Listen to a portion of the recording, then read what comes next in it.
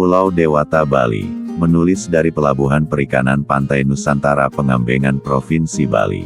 Penulis, Rusdianto Samawa, Front Nelayan Indonesia FNI. Kita saksikan berita selengkapnya.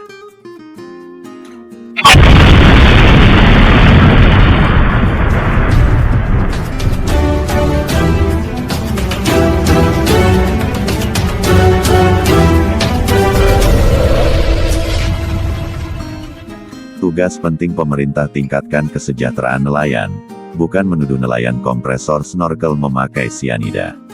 Dampak perang urat saraf antara kelompok lingkungan dan kelompok kesejahteraan sosial ekonomi di seluruh dunia, membuat peta konflik baru di wilayah pesisir.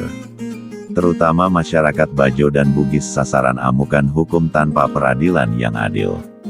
Kajian peradilan hukum hanya sebatas lingkungan dan sebab akibat kerusakannya yang dilakukan oleh kompresor dan diving snorkeling. Memang berat perjuangan hidup nelayan sehingga tidak sejahtera. Status Indonesia sebagai negara maritim tampaknya tidak menjamin nelayan hidup dengan makmur. Sebuah riset terbaru, menganalisis data survei sosioekonomi nasional, Susenas, tahun 2017 menunjukkan nelayan sebagai salah satu profesi paling miskin di Indonesia.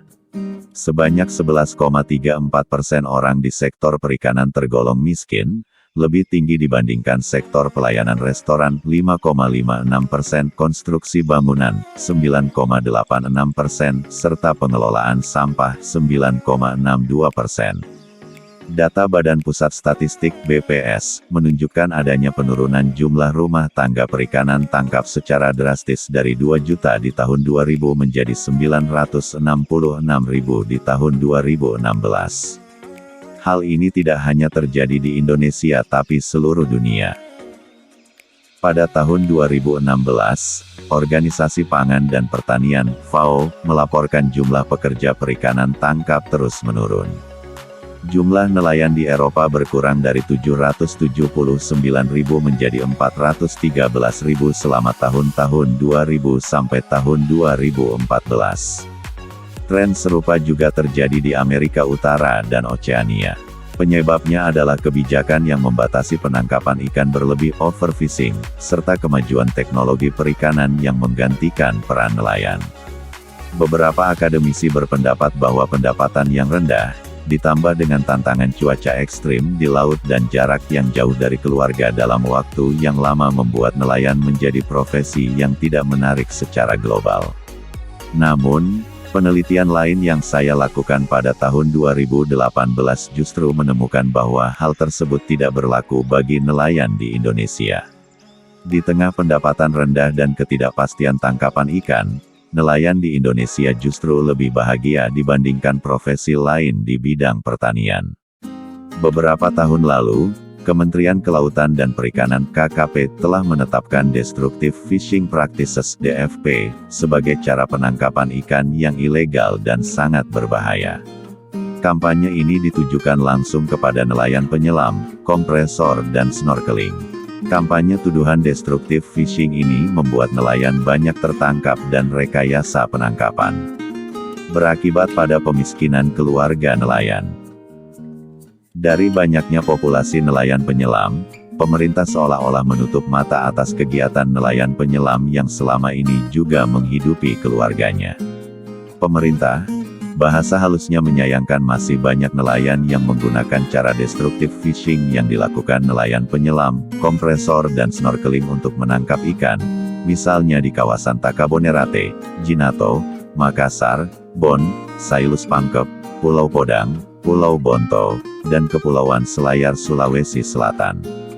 Sementara yang lain, Pulau Bungin, Pulau Kaum, Pulau Moyo, Pulau Medang, Pulau Panjang, Teluk Waworada, Labuhan Terujung, Labuhan Jambu, Labuhan Pisang, Pulau Bajo, Pulau Tambora, Pulau Sangiang, Pulau Kaneke, Provinsi Nusa Tenggara Barat (NTB).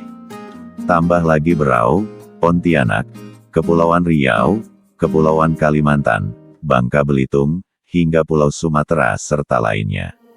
Bahkan, nelayan penyelam menyebar ke seluruh dunia diantaranya Australia, Norwegia, Filipina, Malaysia, Brunei Darussalam, Thailand, China, Amerika hingga negara-negara Asia Tenggara. Populasi nelayan penyelam seluruh dunia puluhan juta kepala keluarga yang menggunakan kompresor dan diving snorkeling.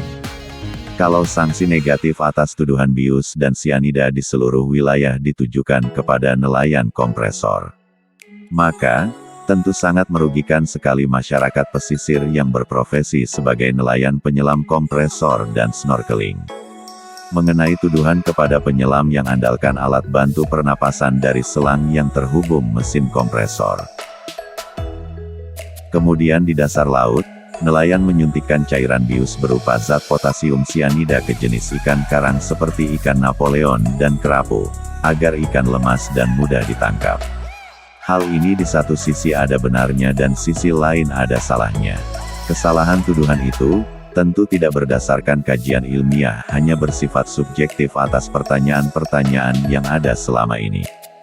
Kalau pertanyaan investigasi ditanyakan kepada kelompok lingkungan, maka memberi jawaban bersifat negatif justifikasi kepada nelayan penyelam kompresor dan snorkeling. Selama ini penggunaan mesin kompresor sebagai alat bantu pernapasan oleh para nelayan penyelam tidak dibenarkan.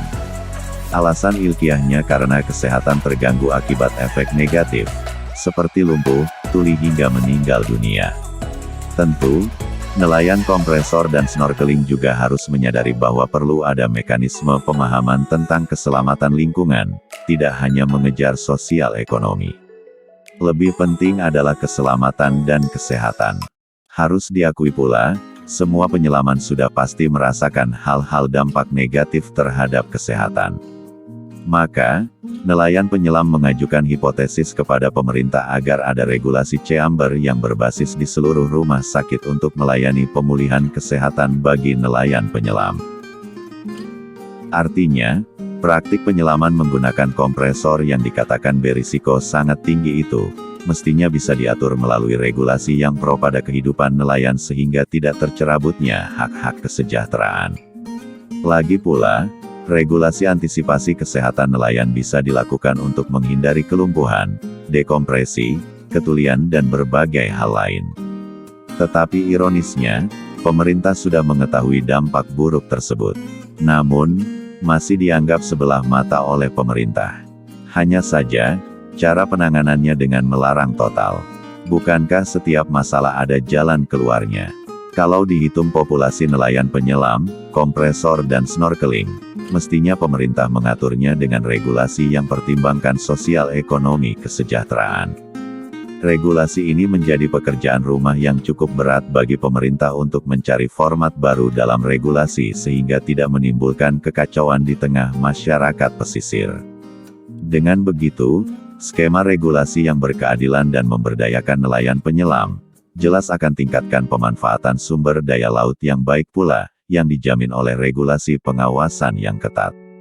Perlu juga, pemerintah pertimbangkan akan kontribusi besar nelayan penyelam, kompresor dan snorkeling terhadap kegiatan penangkapan untuk pasokan pangan sekitar 17% itu. Termasuk di dalamnya kontribusi nelayan penyelam. Apalagi, berkontribusi pada pengurangan angka kemiskinan nasional hingga 25%. Berdasarkan kajian Badan Pusat Statistik 2020, bahwa produksi ikan mencakup semua hasil penangkapan yang ditangkap dari sumber perikanan alami, baik yang diusahakan oleh perusahaan perikanan maupun rumah tangga perikanan. Produksi yang dicatat tidak hanya yang dijual saja tetapi termasuk juga yang dikonsumsi oleh rumah tangga atau yang diberikan kepada nelayan pekerja sebagai upah. Tidak termasuk ikan yang diperoleh dalam rangka olahraga atau rekreasi, juga ikan yang dibuang kembali ke laut setelah ditangkap atau ikan yang dibuang karena terkena racun, pencemaran, atau penyakit. Volume produksi dihitung dalam bentuk berat basah ikan hasil tangkapan. Kajian BPS ini membenarkan posisi nelayan penyelam, kompresor dan snorkeling, yang selama ini dituduh menggunakan alat pernafasan yang bisa merusak dan alat bius. Padahal, BPS sudah ungkapkan bahwa, penangkapan ikan adalah kegiatan menangkap atau mengumpulkan ikan yang hidup di laut atau perairan umum secara bebas dan bukan milik perorangan. Hasil sensus penduduk SP2020 pada September tahun 2020 mencatat jumlah penduduk sebesar 270,20 juta jiwa. Data BPS menunjukkan adanya penurunan jumlah rumah tangga perikanan tangkap secara drastis dari 2 juta di tahun 2000 menjadi 966.000 di tahun 2016. Pertimbangan pemerintah, penting tingkatkan kesejahteraan. Menurut Prof. Suziana, et al., 2018 dari Faculty of Fisheries and Marine Science, Universitas Padjadjaran, bahwa dalam penelitian, melakukan analisis statistik terhadap status kesejahteraan nelayan yang diwakili oleh data sosioekonomi dari Survei Kehidupan Keluarga Indonesia IFLS tahun 2012 dan 2015. Selain data ekonomi dan demografi, di dalamnya juga terdapat survei terbuka kepada nelayan untuk menanyakan seberapa bahagia mereka saat ini, 5 tahun lalu, dan 5 tahun mendatang. Contoh pertanyaan survei kesejahteraan subjektif yang ada di dalam IFLS. Meskipun nelayan termasuk salah satu pekerjaan paling rentan dan belum ada bukti kuat bahwa nelayan memiliki tingkat kebahagiaan yang lebih rendah dibandingkan profesi lainnya. Terdapat banyak aspek yang lebih berkorelasi terhadap kebahagiaan ketimbang sekadar status sebagai nelayan, yakni level pendidikan, status pernikahan, dan kondisi kesehatan. Salah satu hal yang bisa dijelaskan adalah karakter pekerjaan nelayan yang membuat mereka menikmati kehidupan alam terbuka. Beberapa studi yang pernah dilakukan sebelumnya menemukan bahwa aspek perikanan yang penuh dengan petualangan, kebebasan dan aktivitas di alam berperan sebagai suatu bentuk terapi bagi nelayan. Aktivitas di lautan terbuka bisa menjadi suatu bentuk terapi bagi nelayan. Misalnya, riset dari University of Rhode Island, Amerika Serikat AS menunjukkan bahwa berkelana di lautan tenang mengakibatkan nelayan di wilayah Karibia, seperti di Cuba, Haiti, dan Puerto Rico, memiliki hubungan sosial dan keadaan mental yang sangat baik. Studi lain dari peneliti East Carolina University, AS yang dilakukan di Puerto Rico menggambarkan bagaimana banyak mantan nelayan kembali lagi ke sektor perikanan sebagai bentuk terapi setelah bertahun-tahun dibuat penat oleh pekerjaan administratif. Masih menurut Prof. Suziana, et al., 2018 dari Faculty of Fisheries and Marine Science, Universitas Padjadjaran, bahwa khususnya bagi nelayan Indonesia yang mempunyai bawahan, efek terapi ini bisa memiliki dampak yang lebih kuat. Waktu untuk menikmati alam terbuka menjadi lebih leluasa karena pekerjaannya diringankan. Nelayan Indonesia juga memiliki optimisme yang lebih tinggi dari profesi pertanian lain terkait keadaan ekonomi mereka 5 tahun dari sekarang.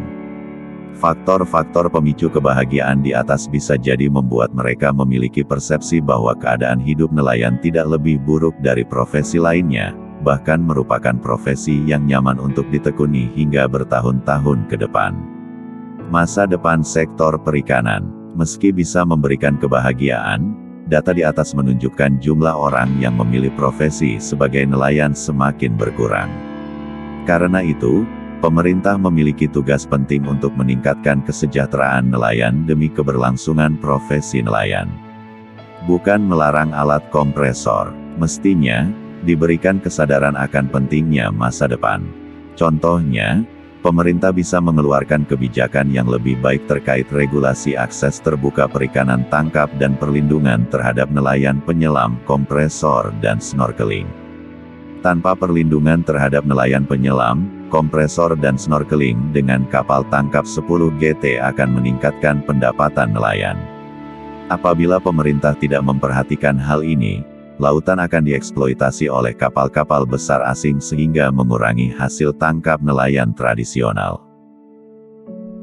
Dukunganku dari pemerintah untuk meningkatkan kesejahteraan nelayan, misalnya dengan memberi asuransi untuk nelayan kecil, juga menjadi kewajiban untuk mendukung usaha yang penuh ketidakpastian ini.